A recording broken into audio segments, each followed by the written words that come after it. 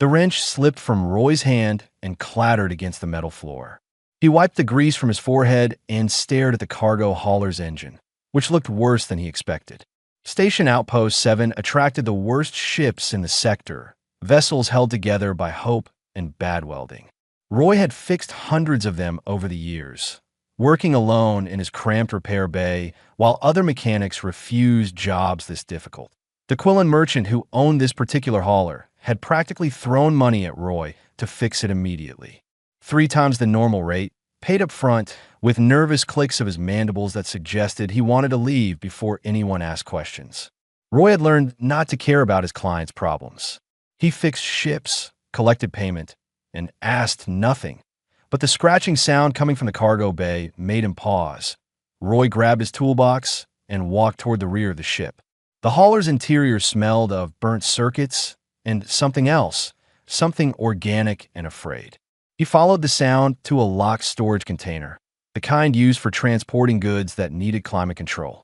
Air vents on the side showed signs of blockage, and the temperature gauge read dangerously high. Whatever was inside might be suffocating. Roy checked over his shoulder, then pulled out his plasma cutter. The lock melted in seconds, and he yanked the container door open. Hot air rushed out, carrying the stench of waste and sickness. He coughed and waved away the smell, then looked inside at a small creature lay chained to the floor, barely moving to tea first. Roy thought it was a reptile, maybe some exotic pet. Then it lifted its head, and he saw the intelligence in those golden eyes. Scales covered its body in patterns of deep blue and silver, each one catching the light like polished metal. Wings, small and folded, pressed against its sides. A long tail wrapped around its body for comfort. The creature was no bigger than a large dog, thin enough that Roy could count its ribs. Energy shackles bound its legs and neck, the kind that caused pain if the wearer moved too much. Sores marked where the restraints had rubbed skin raw. A muzzle covered the creature's mouth, preventing it from making more than muffled sounds. Roy had seen news reports about Dravik, the dragon-like species from the Outer Rim worlds. Intelligent, rare, and protected by so many laws that even touching one without authorization meant prison time. Trading their young was one of the worst crimes in council space, punishable by life imprisonment. The merchant was a smuggler, and Roy had just found the evidence. The smart move was obvious. Call station security, report the crime, let the authorities handle it. The council would take the dragon, process it through their bureaucracy, and eventually return it to its homeworld. That could take months, maybe years. Roy had dealt with council efficiency before. The dragon made a small sound, something between a whimper and a chirp. It looked at Roy with eyes that held too much understanding, too much pain. The creature knew it was trapped, knew it was suffering, and somehow knew that Roy held the power to change that. Roy thought about his own childhood, about foster homes where nobody wanted him, about sleeping in cold rooms and wondering if anyone cared whether he lived or died. He remembered what it felt like to be property instead of a person, to be moved from place to place without anyone asking what he needed. He made his decision. Roy pulled out his electrical kit and examined the energy shackles. Military grade, expensive, and definitely illegal for civilian use. He traced the power flow, found the central node, and carefully overrode the safety locks. The shackles sparked once, then fell away. The dragon flinched but did not cry out. The muzzle came off next, revealing rows of small, sharp teeth and a mouth that trembled with exhaustion. Roy reached for the creature slowly, letting it see his hands, letting it choose whether to trust him. The dragon watched him for a long moment, then crawled forward and pressed against his chest. That IT was surprisingly light, weighing less than it should for its size. Malnutrition had wasted its muscles, and its scales felt rough instead of smooth. Roy wrapped his work jacket around the creature, feeling it shiver despite the heat. The dragon made another small sound, this one softer, almost relieved. Roy carried the dragon through the cargo hauler and back into his repair bay. His own ship sat in the corner, a small repair vessel that barely qualified as spaceworthy. He had to get off the station before the merchant returned, before anyone realized what he had done. Station security monitored all docking bays, and his ship had enough violations that they watched him closely. He knew the maintenance tunnels, though. Every mechanic learned them eventually, the hidden passages that ran through the station's infrastructure. Roy bundled the dragon tighter in his jacket and headed for the service door. The creature made small chirping sounds as they moved through the tunnels, pressing close to Roy's chest like a frightened child. Its scales warmed against his skin, generating heat that spoke of internal fire. Roy felt the dragon's heartbeat, fast and afraid, but growing steadier as they traveled. They reached Roy's ship just as the station alarms began to wail.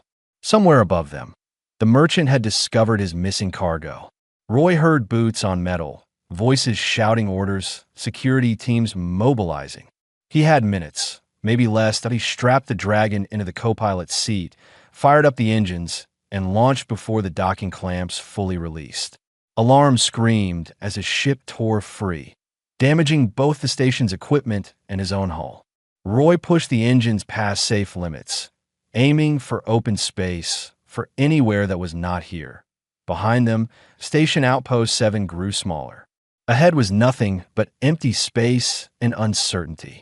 Roy looked at the dragon curled in the seat beside him, watching him with those golden eyes, and realized he had just thrown away his life for a creature he did not know. The dragon chirped once, a sound that somehow meant thank you. Roy started calculating where they could hide. Roy's ship shuddered as another engine coupling failed. Red warning lights painted the cockpit in angry colors, and the navigation system kept suggesting he turn back for repairs. He ignored it and adjusted their course toward the abandoned mining colony on the edge of charted space. They needed to disappear, and fast. The dragon had not moved from the co-pilot's seat. It watched Roy work the controls with focused attention, those golden eyes tracking every movement. When Roy glanced over, the creature's tail twitched slightly, as if it wanted to ask questions but could not find the words. "We'll call you Kid," Roy said, surprising himself by speaking aloud.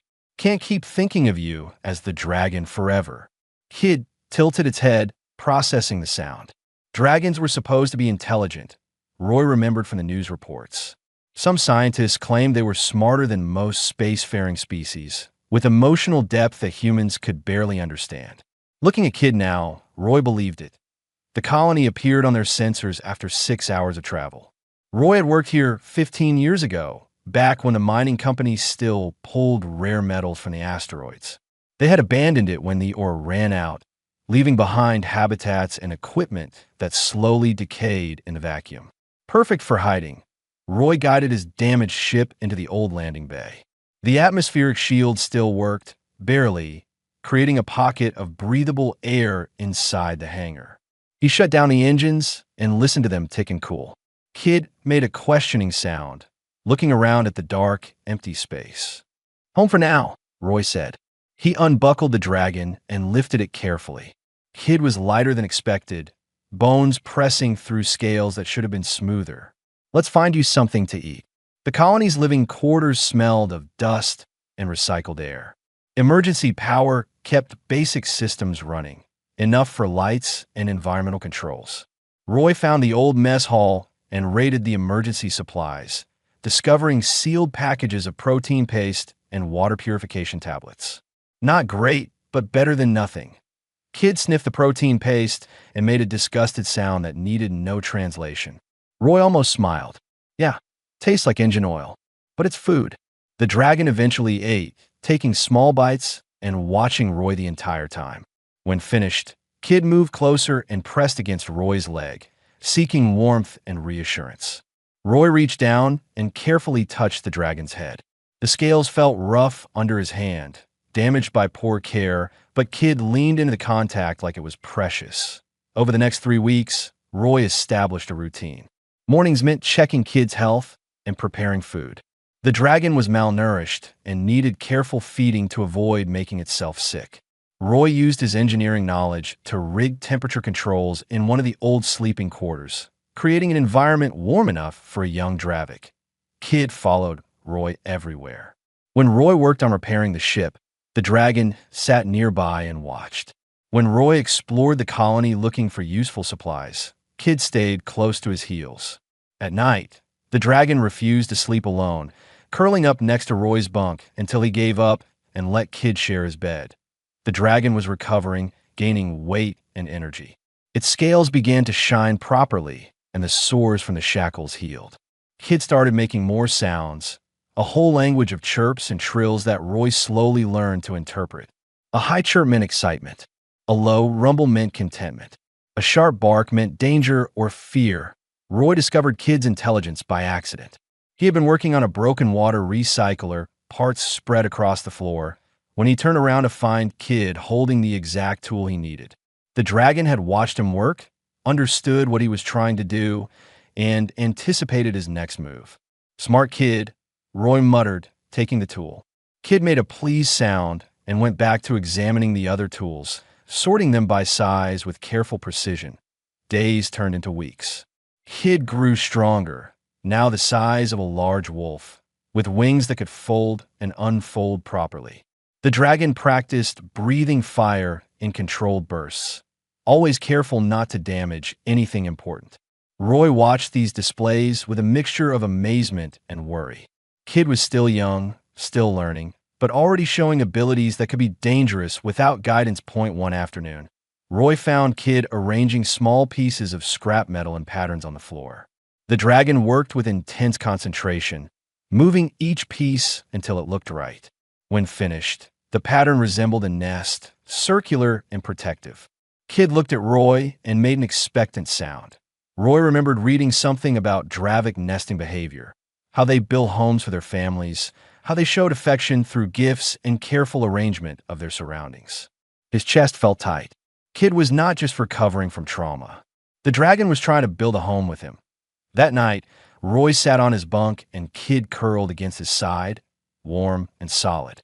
The dragon's breathing slowed into sleep while Roy stared at the ceiling and thought about what he had done. He had stolen a dragon, fled from the law, and hidden in an abandoned colony. His old life was gone. He could never go back to Station Outpost 7, never work openly as a mechanic again. But Kid shifted in sleep, making a small, contented sound, and Roy realized he did not regret anything. He had spent 40 years alone, moving from job to job, never staying anywhere long enough to form connections. No family, no friends, just work and silence. He had told himself that was enough, that he did not need anyone. Kid proved him wrong. The dragon needed him, trusted him, chose to stay close even when fear might have suggested running. And Roy needed Kid too. Needed this small creature that looked at him like he mattered, like his presence made the world safer. Roy reached down and gently stroked Kid's head. The dragon stirred and pressed closer, seeking contact even in sleep. Outside, the colony sat silent in the darkness of space. Inside, two lost souls had found something neither expected. Roy closed his eyes and, for the first time in years, felt like he was exactly where he belonged. 3 months had passed since Roy and Kid arrived at the abandoned colony. The dragon had transformed from a scared, malnourished creature into something magnificent. Kid now stood as tall as Roy's waist, with scales that gleamed like polished metal and wings strong enough for short flights around the hangar. The dragon moved with confidence, exploring every corner of the colony with curious enthusiasm. Roy had changed too, though in less visible ways. He smiled more often, talked to himself less. He woke up each morning with purpose instead of just habit.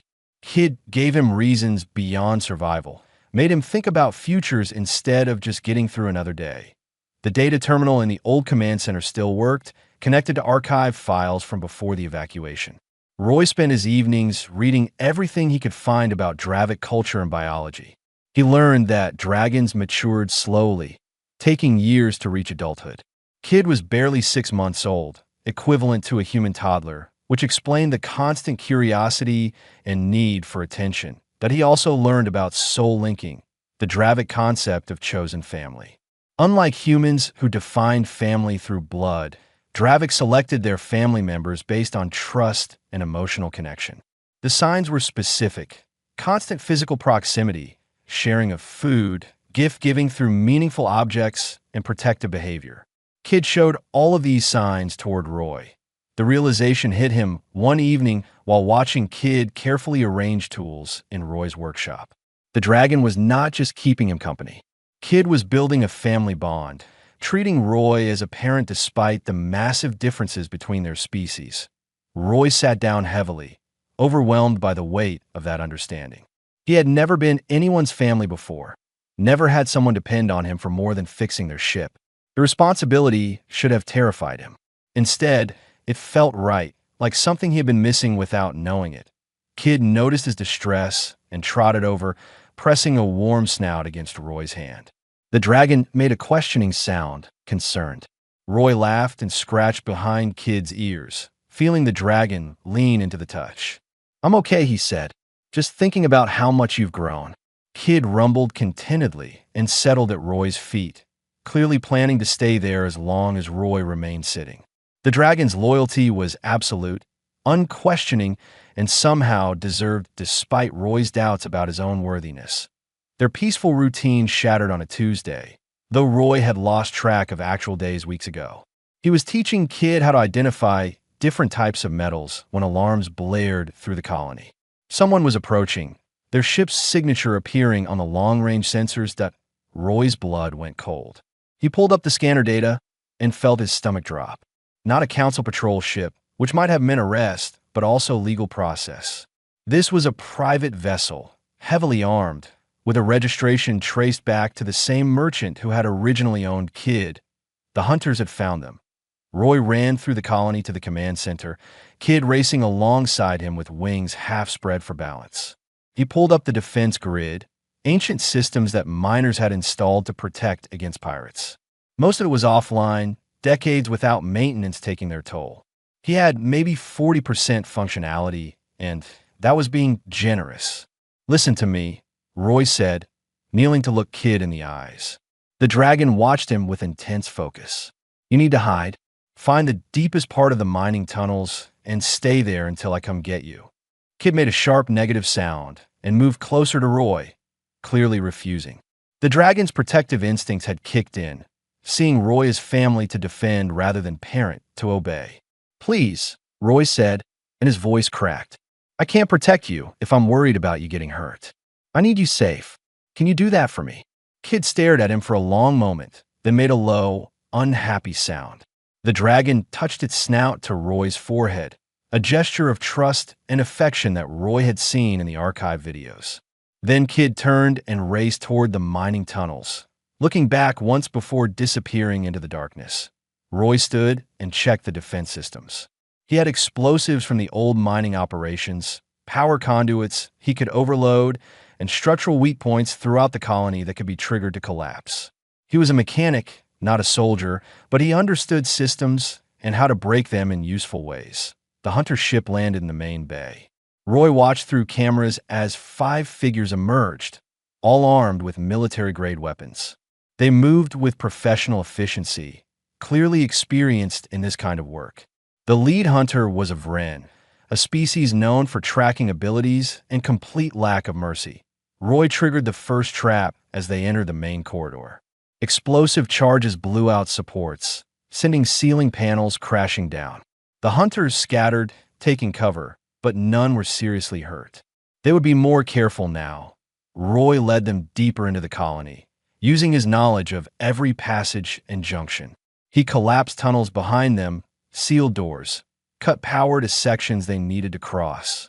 The hunters adapted, finding new routes, but each delay gave Roy time to prepare the next obstacle. Hours passed in a deadly game of cat and mouse. Roy's body ached from running. His hands bled from hastily set traps, and his mind raced through dwindling options. The hunters were getting closer to the mining tunnels, closer to where Kid was hidden. In the old mess hall, Roy made his stand. He had rigged the entire section with overloaded power conduits and structural explosives. When the hunters entered, he stepped out from cover. "You want the dragon?" he called out. "You'll have to go through me first." The lead hunter laughed.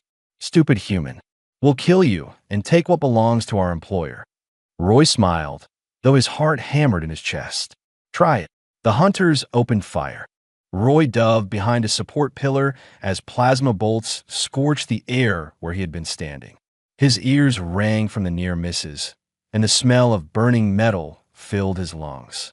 He had one chance to make this work, one opportunity to protect Kid and survive. The hunters spread out, using professional tactics to corner him. Roy counted 5 heat signatures on his portable scanner, all closing in. He waited until they reached the center of the mess hall, then triggered the first sequence. Power conduits overloaded with a shriek of electricity. Lights exploded, plunging the room into darkness except for emergency strips. The hunters stumbled, their formation breaking as systems failed around them. Roy used the confusion to roll toward the kitchen area, where he had prepared his main surprise. The lead hunter shouted orders in Vren, telling his team to spread out and use thermal scanners. They would find Roy in seconds with that equipment. He needed them focused on him, not looking up at the ceiling where he had spent hours weakening structural supports. Roy triggered his second trap. Explosive charges blew out key support columns, exactly calculated to cause a partial collapse. Ceiling panels and metal beams rained down, crushing equipment and forcing the hunters to scatter again. One hunter went down, buried under debris. The others retreated toward the exits, but Roy had sealed those exits hours ago. The hunters were trapped in a room that was slowly falling apart, with a desperate human who had nothing left to lose. "You made a mistake coming here," Roy called out from his hiding spot. "You think I'm just some mechanic? I spent 15 years in places like this, learning every trick to keep broken systems running. I know exactly how to make them fail in interesting ways." A plasma bolt answered him, punching through the wall near his head. The lead hunter sounded angry now. "Give us the dragon, and we let you live. Refuse, and we bury you here." Roy almost laughed, as if he would trust anything these criminals said. He moved to his next position, staying low and using debris for cover. His body ached and his hands shook from adrenaline, but he pushed through it. Kid was counting on him. Then he heard a sound that made his blood freeze. A roar echoed through the colony corridors, young but fierce, full of rage and fear. Kid was coming, drawn by the sounds of battle and unwilling to hide while Roy was in danger. "No," Roy whispered. "Stay back, Kid. Please." But the dragon did not listen. Kid burst into the mess hall through a ventilation shaft, wings spread wide and fire glowing in its throat. The dragon had grown faster than Roy realized, now nearly the size of a horse, with claws that could tear through metal. Kid landed between Roy and the hunters, placing itself as a shield. The lead hunter saw the dragon and smiled, a cruel expression that promised pain. "There's our prize. Boys, stun it and grab it. Kill the human." The hunters opened fire. Kid roared and unleashed a stream of flame that turned their plasma bolts into scattered light. The dragon's fire was not the small, controlled bursts Roy had seen before. This was pure defensive fury, hot enough to melt floor panels and force the hunters to fall back. Roy used the distraction to reach his final trap. He had rigged the entire mess hall to collapse if needed, a desperate last resort that would likely kill everyone inside. His finger hovered over the trigger while his mind raced through calculations. The structural damage was already severe. If he triggered this now, could he and Kid escape before everything came down? A hunter fired a net gun, and Kid shrieked as electrified cables wrapped around the dragon's wings. The dragon thrashed, fire dying in its throat as electricity coursed through its body. Roy saw Kid's pain and fear, saw the dragon looking to him for help, and made his choice that he triggered the collapse. Explosives blew simultaneously, taking out every remaining support column. The ceiling dropped with a roar of tearing metal. Roy sprinted toward Kid, grabbed the electrified net with his bare hands, and ripped it apart despite the current burning through his nervous system. Kid fell free, and Roy threw himself over the dragon as the world came down around them. Something heavy hit Roy's back, driving the air from his lungs. More debris piled on top, creating a cocoon of twisted metal and broken concrete. He could not breathe, could not move, but he felt Kid beneath him, protected by his body. The dragon made frightened sounds and tried to dig them out, small flames cutting through the rubble. Pain faded into a distant thing as Roy's consciousness slipped away.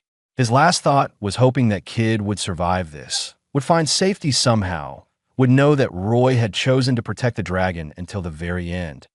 Time became meaningless in the darkness. Roy drifted between awareness and nothing, sometimes hearing sounds that might have been real or imagined. Kid's distressed cries. Ships landing. Voices speaking languages he did not understand. Strong hands moving debris. When he finally woke, it was to bright lights and the hum of medical equipment. His body felt distant and wrong, wrapped in bandages and connected to machines. Someone stood beside his bed, but his vision was too blurry to make out details.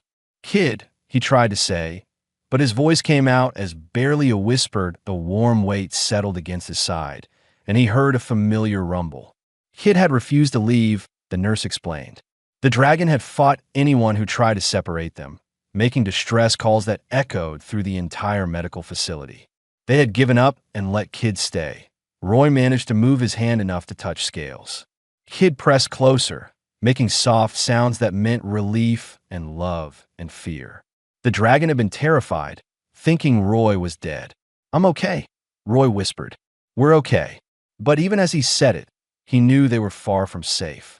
They were in custody now, and the real battle was just beginning. The Galactic Council holding facility on Station Prime was designed for comfort and security, not for punishment. Roy's room had a bed, a bathroom, and a window that showed ships coming and going. Guards stood outside his door, polite but firm. He was not a prisoner, they explained. He was being held for questioning regarding the illegal possession of endangered species. Kid refused to stay in the separate habitat they prepared. The dragon planted itself outside Roy's door and would not move, would not eat, would not respond to anyone's attempts at communication. After 3 days of increasingly distress calls that disturbed every species within hearing range, the facility administrators gave up and moved Kid into Roy's room.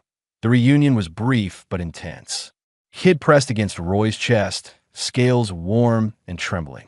The dragon made sounds Roy had learned meant worry and relief and anger at being separated. Roy held Kid as best he could with his injuries still healing, whispering reassurances until the dragon finally calmed down at a legal advocate visited on the 4th day, a Quellan named Tyrus who specialized in cross-species legal issues. She sat across from Roy and laid out his situation with professional detachment.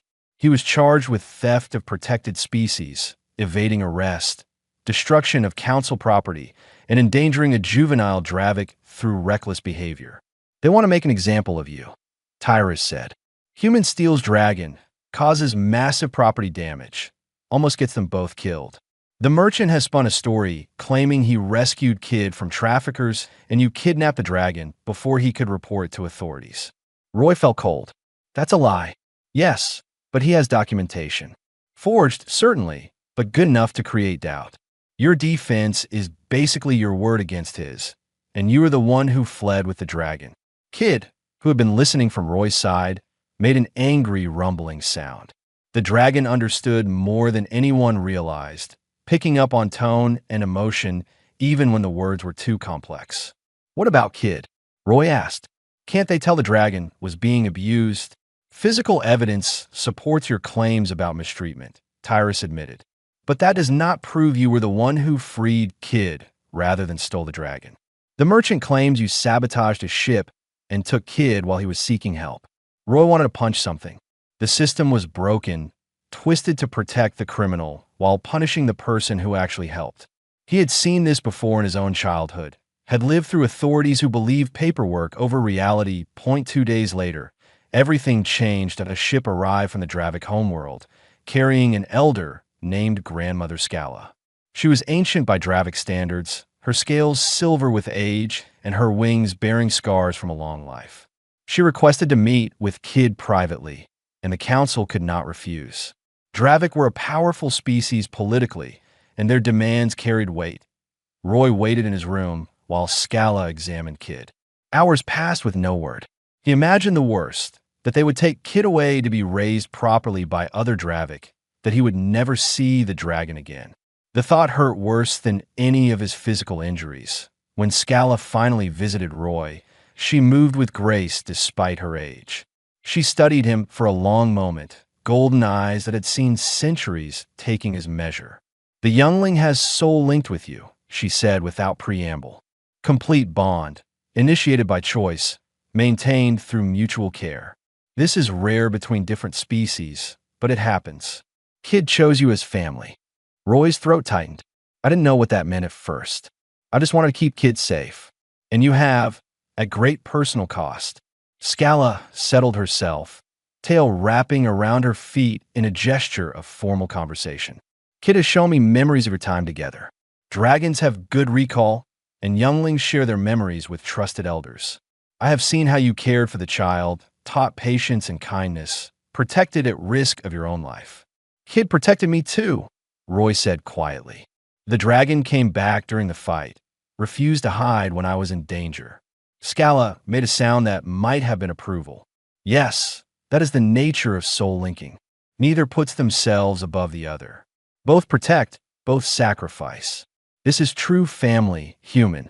Not all Dravik achieve this bond, even with their own kind. You have given kids something precious." Hope flickered in Roy's chest. "Can you help us? I can testify to the bond, which carries legal weight under both council and Dravik law. Soul-linked family cannot be separated by force except in extreme circumstances. The charges against you will need to be reconsidered in that context." Scala paused. "But there is another matter. Kid is young and needs to learn Dravik heritage, needs to understand what it means to be dragon. Would you deny the child that knowledge?" Roy felt his hope crumble. Of course, Kid needed to be with other Dravik, needed to learn from those who truly understood dragon nature. How could Roy, a human mechanic, provide that? "I want what's best for Kid. If that means living with your people, then you misunderstand," Scala interrupted. "I'm not asking you to give up the child. I'm asking if you would be willing to visit the home world regularly, to let Kid learn from us while maintaining your family bond. The child needs both, needs you as parent and needs us as teachers." Roy stared at her, not quite believing what he was hearing. "You mean we could stay together?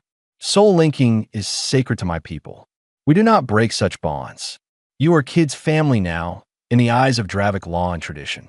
That means you are protected, recognized, and welcomed." Scala's expression softened slightly.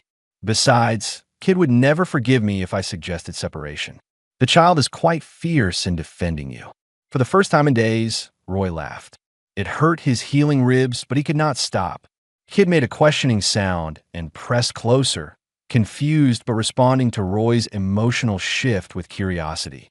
The council hearing took place in a large chamber filled with representatives from dozens of species.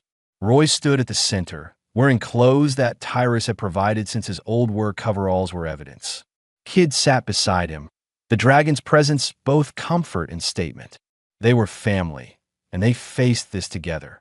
The merchant presented his case first, spinning elaborate lies about how he had rescued Kid from traffickers and planned to return the dragon to authorities. He claimed Roy had attacked him, stolen the dragon, and destroyed council property. The merchant even produced witnesses, other criminals who backed his story for payment. Roy watched the council members' faces and saw some of them believing the lies. Humans did not have the best reputation in some sectors, and Roy's history of moving from job to job without permanent residence made him look unstable. The merchant was a respected trader with documentation and connections. Then Grandmother Scala testified. The ancient Dravik commanded attention simply by existing. She spoke about soul linking, about how rare and sacred such bonds were. She described the memories Kid had shared, showed recordings of the dragon's responses to questions about Roy. Kid demonstrated the bond by refusing to leave Roy's side, even when offered favorite foods by strangers, by responding only to Roy's voice during simple tests. This youngling chose its family, Scala said, her voice carrying through the chamber. Under Dravik law, which this council has agreed to honor in treaties signed centuries ago, soul-linked bonds are inviolate. To separate this family would be to cause severe psychological harm to the child, potentially fatal given Kid's young age. The merchant tried to argue. The dragon was my property, illegally taken. You possessed a stolen child, Scala interrupted, and her voice carried enough authority that the merchant actually stepped back. Investigation of your ship records and financial accounts shows payments from known traffickers, routes through unmonitored space, and communications discussing sale prices for Dravik younglings. You're no victim here. You're a criminal who lost his captive. Council security moved toward the merchant as Scala spoke. His face went pale, then angry, then desperate as he realized his lies were unraveling. The witnesses he had brought suddenly could not remember their stories, backing away from association with someone facing serious criminal charges. The trial shifted from prosecuting Roy to prosecuting the merchant. Evidence poured in from investigators who had been quietly working while Roy recovered. Ship logs, financial records, communications with other traffickers. The merchant's entire operation exposed itself under scrutiny. 3 days later, the council delivered their judgment. The merchant and his associates received life imprisonment for trafficking endangered species. Roy's charges were dropped completely, replaced with commendations for rescuing a juvenile Dravik from illegal captivity. The council also awarded him legal guardianship of Kid, recognizing their soul-linked bond under Dravik family law. Roy sat in stunned silence as the judgment was read. Tyrus smiled beside him, clearly satisfied with the outcome. Kid made happy chirping sounds and pressed against Roy's side, the dragon understanding that they had won, that they could stay together. Grandmother Scala approached after the formal proceedings ended. You have a choice now, she said. The homeworld would welcome you both. We have facilities for cross-species families, support for raising younglings. Or you could return to your old life, with Kid as recognized family. Roy thought about the abandoned colony, about hiding in fear and constant running. Then he thought about Station Outpost 7, about the cramped repair bay where he had worked alone for years. Neither felt right anymore. He had changed, and so had his needs. I want to work, he said slowly. I'm good with repairs, with fixing things others give up on. But I want Kid to learn Dravik culture too, to understand what it means to be dragon. Is there a middle path? Scala's expression suggested she had been hoping for that answer. Station Outpost 7 has offered you a permanent workshop with living quarters suitable for raising a dragon. They view your actions as heroic and wish to make amends for forcing you to flee. You would work there, but visit the homeworld regularly for Kid's education. Does this appeal to you? Roy looked at Kid, who watched him with those golden eyes full of trust. What do you think? Kid made a sound that Roy had learned meant yes, approval, happiness. The dragon leaned against him, and Roy felt the warmth of scales through his clothes, felt the steady breathing that spoke of contentment and safety. 2 weeks later, Roy stood in his new workshop on Station Outpost 7. The space was 3 times larger than his old bay, with proper equipment and living quarters that included a heated sleeping area sized for a growing dragon. A sign hung above the entrance, professionally made, Hendricks and Kid, salvage specialists. Kid explored every corner with enthusiastic curiosity, occasionally bringing Roy interesting objects to examine. The dragon had grown even more in the past weeks, now tall enough that Roy could barely see over the dragon's back. Kid's wings could carry the dragon in short flights, and its fire control had improved dramatically. Ships began arriving for repairs, drawn by reputation and curiosity. Some customers came just to see the unusual family, the human mechanic and his dragon child. They left impressed by Roy's skill and Kid's intelligence, spreading word that Hendricks and Kid could fix anything. In the evenings, Roy sat in their living quarters and read technical manuals aloud. Kid listened while working on small mechanical projects, the dragon's natural talent for understanding systems growing with practice. Sometimes Kid corrected Roy when he misread specifications, having memorized details from previous readings. Once a month, they visited the Dravik homeworld. Kid learned language and culture from the elders, played with other young dragons, and absorbed knowledge about heritage and history.